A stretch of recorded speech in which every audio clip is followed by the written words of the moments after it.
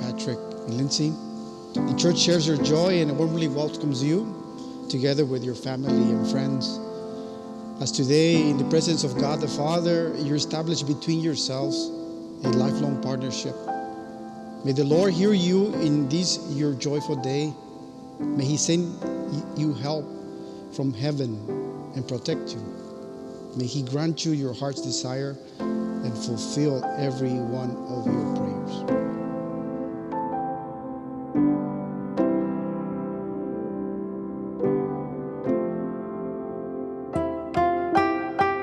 I first met Lyndsay when Patrick was coming back from a deployment. I can remember that he shut the aircraft engines down, and Patrick was getting out of the aircraft, and the props I think were still turning, and Lyndsay is running out to the aircraft to see Patrick, and I knew at that time that she was the one. Really, she was going to be the one.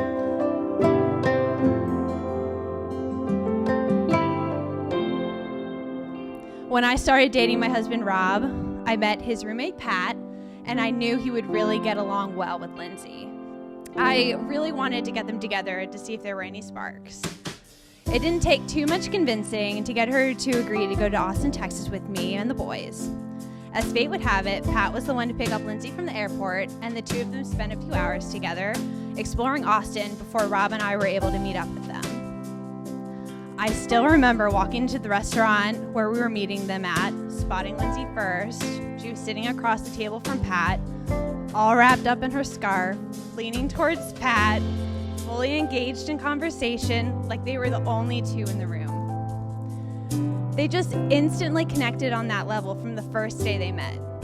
And now, 8 years later, having endured long-distance dating, deployments, cross-country moves, experienced loss and joy, they still connect on that level and intellectually complement each other more than any other couple I know.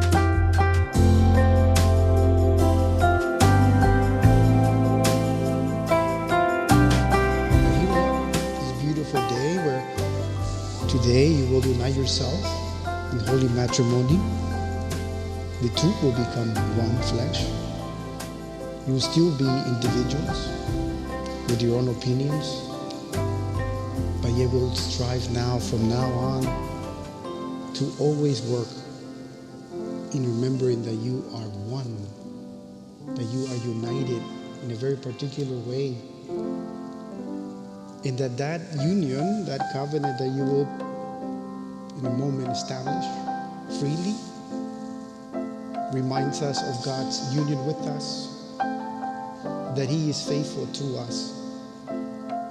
And so as you remain faithful to each other in your love, you image for us then that faithful love of God.